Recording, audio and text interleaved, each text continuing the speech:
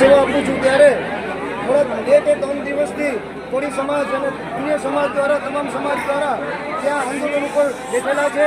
જ્ઞાનેશ્વર ગૌશાળા અને જે આવ્યું છે સોમનાથ મંદિરના રોડ ઉપર, ત્યાં 2 કે 3 દિવસ પહેલા અચાનક જ તંત્ર આવેલું અને એમને 50 જેટલી ગાયો ભરી લીધેલી। જે ગાયો છે અપંગ અને બીમાર ગાયોને ત્યાં સારવાર થઈ છે। મારું નામ દેવેન્દ્રભાઈ સોલંકી, પ્રમુખ કોળી સેના સૂત્રાપાડા ગ્રામ્ય।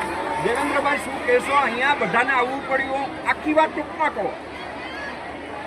વાત એવી છે કે સોમનાથ ટ્રસ્ટ દ્વારા 30 વર્ષ પહેલાં અમારા સમાજને સેવા માટે અને અમારા કોળી સમાજ સિવાય ઇતર સમાજને પણ જગ્યાઓ ફાળવેલી।